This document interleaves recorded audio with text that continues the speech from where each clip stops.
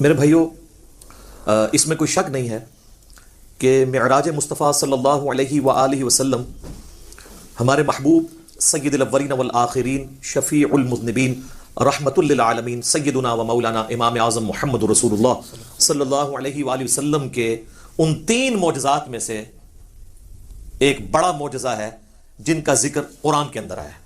السلام علیکم ورحمۃ اللہ وبرکاتہ۔ واقعہ معراج کا اصلی واقعہ اور کتابوں کی اور بزرگ بابوں کی معراج میں فرق۔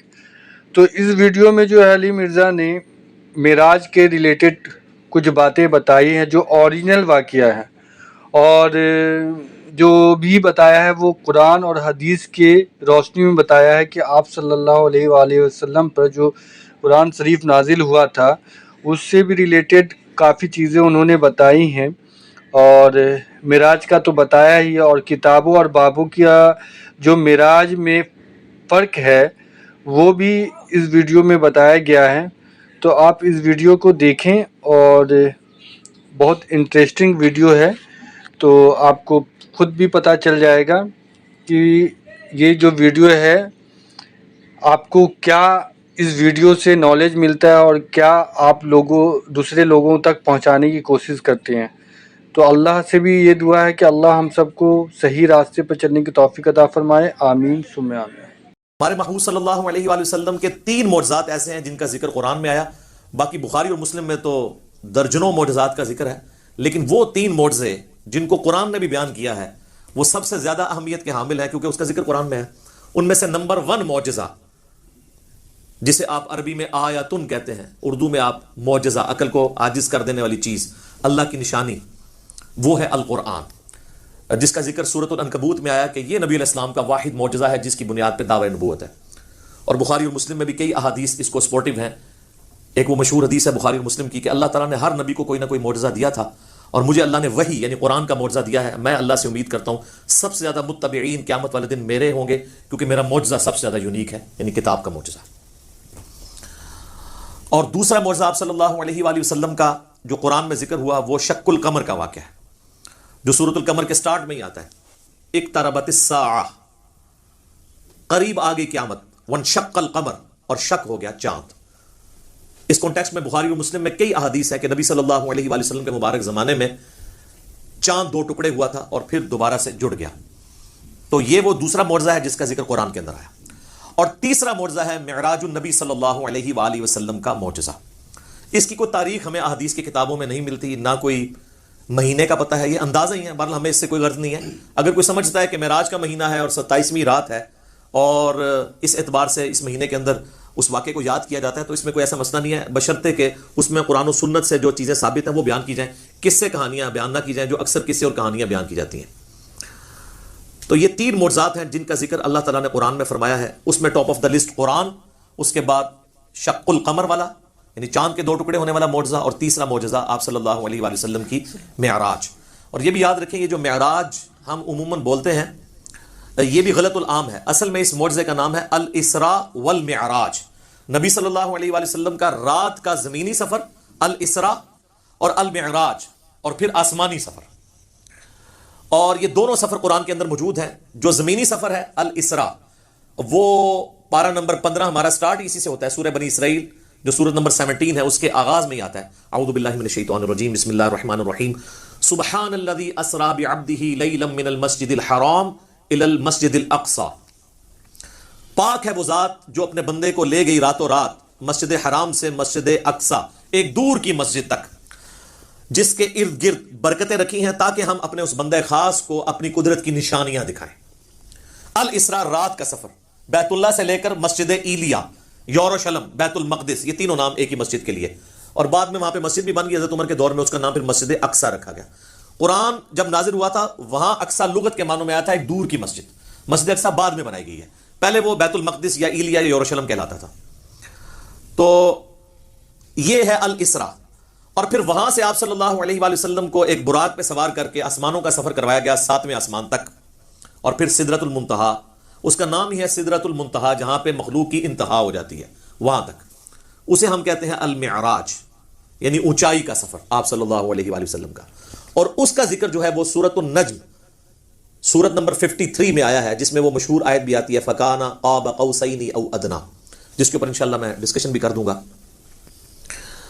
یہ یاد رکھیے گا میرے بھائیو، الاسراء والمعراج یہ پیورلی آپ صلی اللہ علیہ وآلہ وسلم کا جسمانی پلس روحانی سفر ہے۔ یہ کوئی خواب کا واقعہ نہیں ہے، کوئی روحانی ایکسپیرینس نہیں ہے۔ اگر یہ خواب کا واقعہ ہوتا تو کفار مکہ کو بھی ماننے میں آر نہ ہوتی۔ خواب میں تو بہت کچھ انسان دیکھ لیتا ہے، تو یہ جسمانی پلس روحانی ایکسپیرینس ہے۔ اور اس کے ساتھ یہ بھی یاد رکھنا ہے کہ اس کا موڈ برزخی ہے، یعنی اس کو اس دن کوئی دیکھ کے آبزرو نہیں کر سکتا تھا، الا یہ کہ اللہ نے کوئی ایک خاص منظر کسی کو دکھا دیا، وہ الگ بات۔ ورنہ یروشلم میں آلموسٹ 1 لاکھ کے قریب انبیاء جمع ہوئے، صحیح مسلم میں آتا ہے، یہاں تک کہ آپ صلی اللہ علیہ وآلہ وسلم نے فرمایا کہ مجھے جبرائیل علیہ السلام نے تمام نبیوں کا امام بھی وہاں پر بنایا۔ میرے بھائی ہمارے شہر میں 1 لاکھ بندہ جمع ہو جائے رات کے وقت تو تھرتھلی پڑ جائے گی، اور اس زمانے کے اندر لیکن کسی نے وہ منظر دیکھا نہیں ہے، وہ ان سین بیریئر تھا۔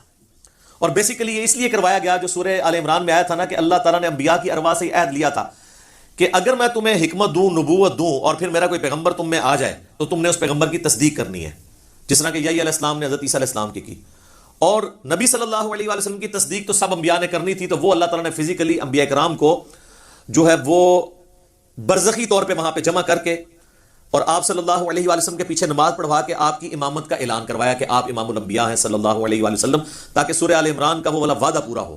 وہ بڑا سٹرکٹ وعدہ ہے، اس میں یہاں تک الفاظ ہیں کہ مجھ سے یہ عہد کرو کہ جب میرے پیغمبر آئیں گے تم ان پر ایمان بھی لاؤ گے، ان کی مدد بھی کرو گے، اور میرے ساتھ یہ بھاری ذمہ اٹھاؤ، میں بھی تمہارے ساتھ گواہوں میں شامل ہوتا ہوں، اور اب بھی اگر کسی نے اس عہد کو توڑا تو وہ فاسقوں میں شمار ہوگا۔ یہ اتنے سخت الفاظ انبیاء کرام علیہ السلام کے بارے میں اللہ تعالیٰ نے ارشاد فرمائے۔ تو یہ برزخی اس کا موڈ۔ اچھا، یہ جو میں نے دعویٰ کیا نا کہ یہ جسمانی پلس روحانی سفر ہے، یہ کوئی خواب کا معاملہ نہیں ہے، اگرچہ خواب میں بھی آپ علیہ السلام کو معراج ہوئی، وہ الگ سے ہے۔ کچھ ضعیف روایتیں بھی ہیں سیدہ عائشہ کی طرف منسوب، حضرت معاویہ کی طرف منسوب، کہ وہ لوگ کہتے تھے کہ نبی علیہ السلام کو خواب میں معراج کروائے گی، لیکن وہ اصول محدثین پہ جعلی روایتیں ہیں۔ صحیح بخاری کے اندر اوپر تلے 3 طرق سکیٹرڈ فارم میں، اوپر تلے تو نہیں ہے، 3 طرق آئے ہیں انٹرنیشنل نمبر کے مطابق 6613 4716 3888، جس میں ابن عباس کا قول ہے، سورہ بنی اسرائیل کی آیت نمبر 60 میں آتا ہے نا کہ ہم نے نبی صلی اللہ علیہ وآلہ وسلم کو جو منظر دکھایا تھا۔ اب وہاں پہ جو رؤیا کا لفظ استعمال ہوا ہے نا، وہ کہتے ہیں خواب کے لیے استعمال ہوتا ہے، حالانکہ عربی میں رؤیا آنکھوں سے دیکھنے والے منظر کے لیے بھی یہ لفظ استعمال ہوتا ہے۔ بال ابن عباس کا قول امام بخاری اسی آیت کو ہیڈنگ بنا کے لے کے آئے ہیں سورہ بنی اسرائیل آیت نمبر 60 کے، اور ابن عباس کہا کرتے تھے کہ نبی صلی اللہ علیہ وآلہ وسلم کو جو یہ منظر دکھایا گیا، جو کافروں کے لیے فتنہ بن گیا، قرآن کی آیت ہے، فتنہ کیوں بنا؟ میرے بھائی اگر خواب کا منظر ہوتا تو کیوں کافروں کے لیے فتنہ بنتا؟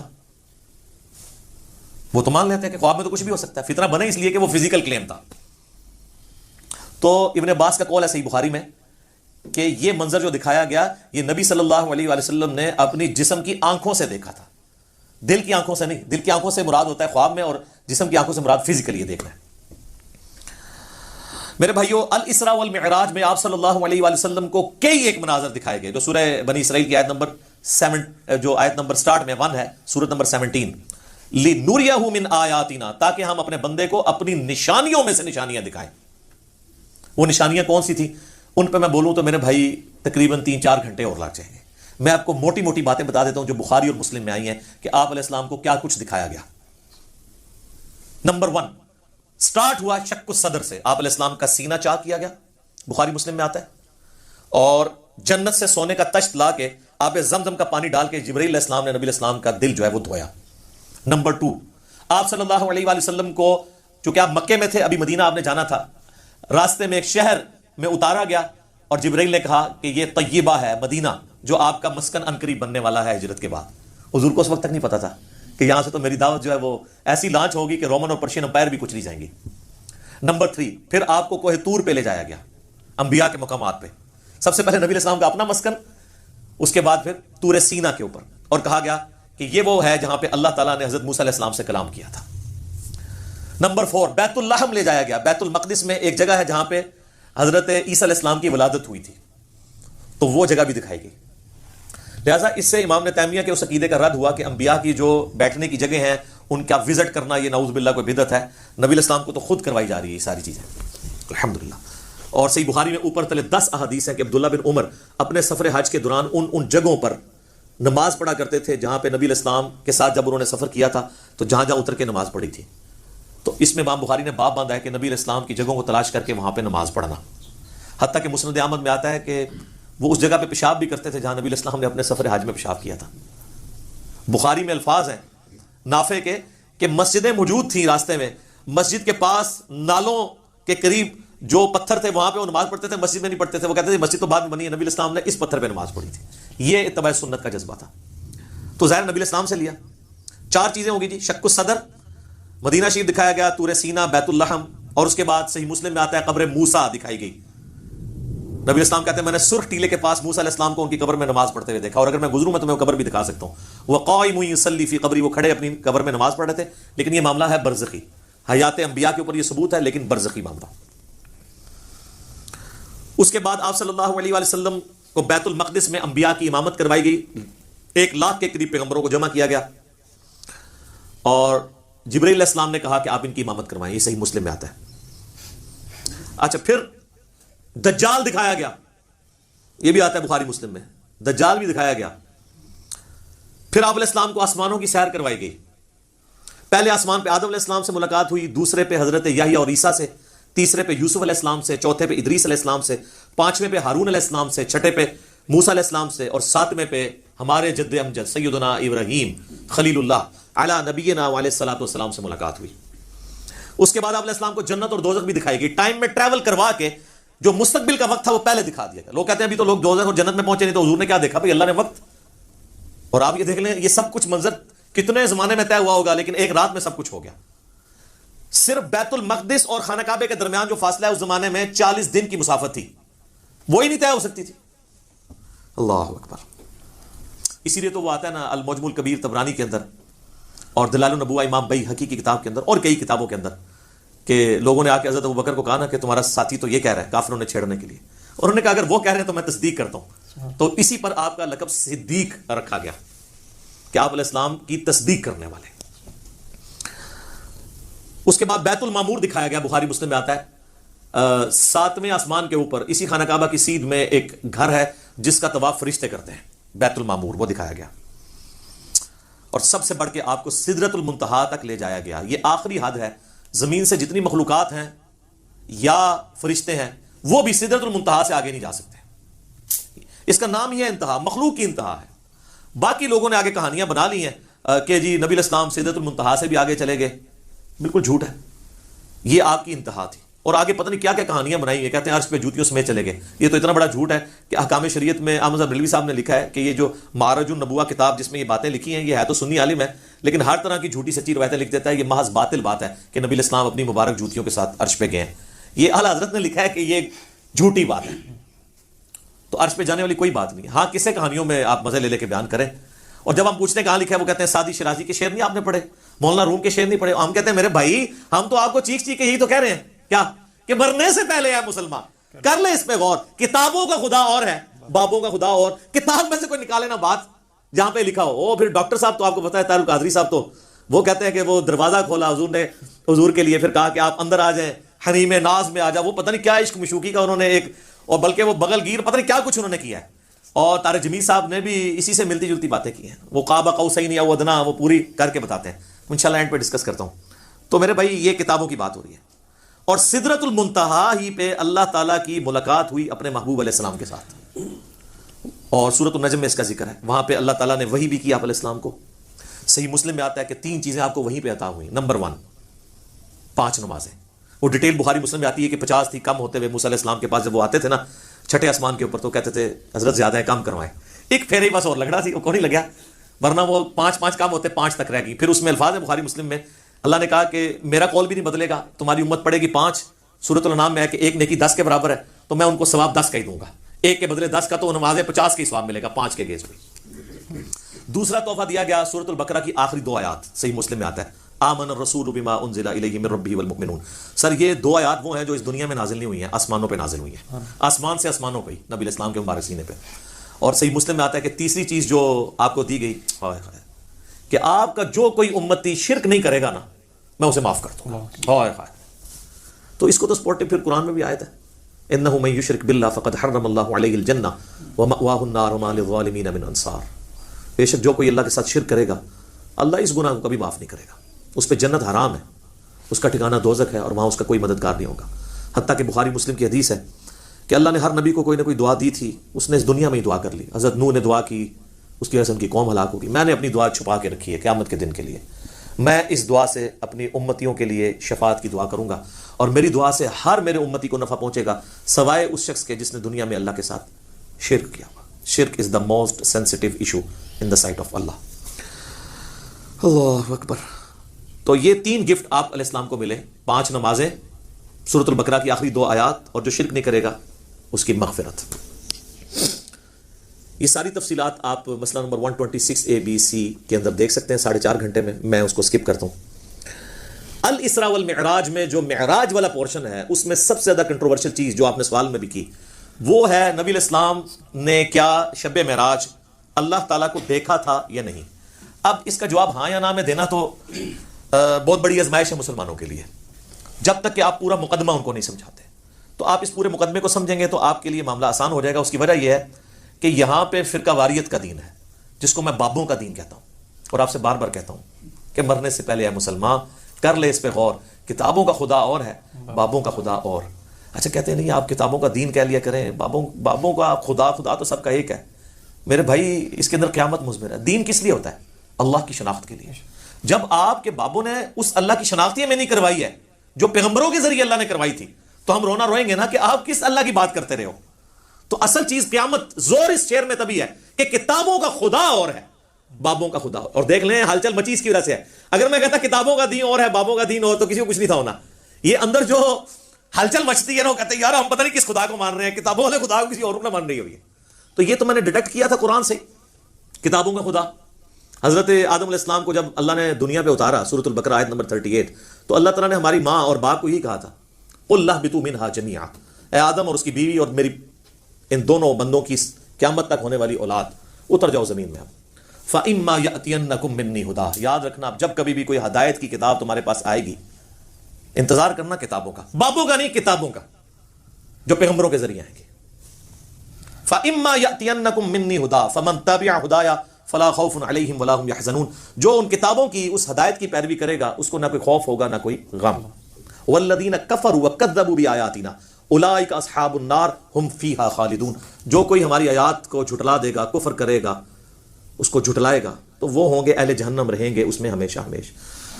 اللہم اجرنا من النار، آمین. اللہم من احییتہ منا فاحیہ علی الاسلام ومن توفیتہ منا فتوفہ علی الایمان، آمین. تو اس لیے ہم کہتے ہیں کتابوں کا دین، بابوں کا نہیں. تو اس مقدمے کو سمجھنے کے لیے آپ پہلے بنیادی بات سمجھ لیں، ایک بنیادی عقیدہ، جو عقیدہ پوری امت کا ہے سوائے ان لوگوں کے جو اپنے نفس کے غلام بنے ہوئے ہیں. وہ کون ہے وہ میں آپ کو بتا دوں گا. پوری امت کا یہ عقیدہ ہے کہ مرنے سے پہلے اس روئے ارض پہ اللہ تعالیٰ کا دیدار کسی انسان کو، کسی جن کو، کسی فرشتے کو یا کسی بھی مخلوق کو ہونا محال ہے، امپاسبل ہے. یہ مقدور نہیں ہے، محال ہے. اس کے ثبوت میں سورۃ الانعام کی آیت نمبر ہے 103، لا تدرکہ الابصار، نگاہیں اس کا احاطہ نہیں کر سکتی، وہ نگاہوں کا احاطہ کر لیتا ہے. حتیٰ کہ اس آیت میں اہل تشیع اتنا غلو کرتے ہیں کہ وہ یہ کہتے ہیں کہ قیامت میں اور جنت میں بھی اللہ کا دیدار نہیں ہوگا. وہ بھی غلو کر رہے ہیں. اور دوسری طرف ان کی حالت یہ ہے کہ وہ کہتے ہیں کہ مولا علی علیہ السلام اس وقت تک سجدے سے سر نہیں اٹھاتے تھے جب تک اللہ کو دیکھ نہ لے. تو ہم کہتے ہیں یار آپ کوئی ایک بات کرو، کسی بات کے اوپر ٹکو. اور پھر بعض غلو کرنے والے وہ کہتے ہیں شب معراج بھی جو ہے مولا علی کا پنجہ دیکھا تھا. خیر اب اہل علم ان کو خود ہی رد کر رہے ہیں، وہ کہہ رہے ہیں یہ نصیحتیں ہمارا ان سے کوئی تعلق نہیں ہے، اہل تشیع کا یہ جو ہے مکتب نہیں ہے، مکتب اہل بیت یہ نہیں ہے. تو یہ سورۃ الانعام کی آیت نمبر 103 اس پر گواہ ہے. اور اس سے بھی بڑھ کر پریکٹیکل ایکسپیرینس سورۃ الاعراف کی آیت نمبر 143، جب موسیٰ علیہ السلام نے کوہ طور پہ ملاقات کے دوران کہا اے اللہ میری خواہش ہے میں تجھے دیکھوں. اتنی دفعہ باتیں سن سن کے اگلا سٹیپ بھی بندہ طے کرتا ہے نا.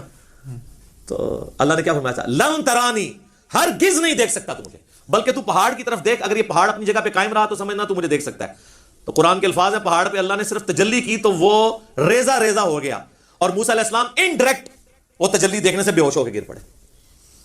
اور اس کے بعد ان کا اللہ میں تیری طرف رجوع لاتا ہوں، اب دوبارہ میں یہ بات نہیں کروں گا. تو اگر موسیٰ علیہ السلام کو زیارت نہیں ہو سکتی اللہ تعالیٰ کی اس دنیا میں، تو موسیٰ علیہ السلام سے بڑھ کے تو کوئی بھی نہیں ہو سکتا. تو اب اگر موسیٰ علیہ السلام کے سوا کوئی شخص یہ دعویٰ کرے کہ اس نے اللہ کو دیکھا ہے، تو پھر ہم اسے غلام قادیانی کا بھائی کہیں گے نا، جس نے اس نے جھوٹا دعوے نبوت کیا. یہ کم از کم اسے کہنا چاہیے کہ تو جھوٹ بولتا ہے، یا تو پھر یہ کلیم کرتا ہے کہ تو مسلمان ہو کے موسیٰ علیہ السلام سے بڑا مرتبہ رکھتا ہے، حالانکہ موسیٰ علیہ السلام تو اولو العزم پیغمبروں میں سے ہے، جو سورہ شورا کے اندر آیا ہے 5 اولو العزم پیغمبر ہیں، نمبر 1 ہمارے محبوب علیہ السلام، اس کے بعد حضرت ابراہیم علیہ السلام، پھر نوح علیہ السلام، موسیٰ علیہ السلام اور عیسیٰ علیہ السلام، تو اولو العزم پیغمبروں سے بھی آگے بڑھ گئے، تو پھر ہم یہی کہیں گے نا۔ سورۃ الحجر کی آیت نمبر 99 آخری آیت میں بھی آیا ہے وَاعْبُدْ رَبَّكَ حَتَّى يَأْتِيَكَ الْيَقِينُ، اپنے رب کی عبادت کرتے جاؤ یہاں تک کہ تمہیں یقین نصیب ہو جائے، تمہیں موت آ جائے۔ تمام نے اس یقین کا ترجمہ موت کیا ہے، مرنے سے پہلے یقین نہیں آ سکتا، کیونکہ یقین اس وقت آتا ہے جب آپ فزیکلی دیکھ لیں، تو یہی تو آپ کو انعام ہے، ان الذین یخشون ربهم بالغیب لہم مغفرۃ واجر کبیر، جو بغیر دیکھے اپنے رب سے ڈرتے ہیں ان کے لیے ہے مغفرت اور بہت بڑا اجر۔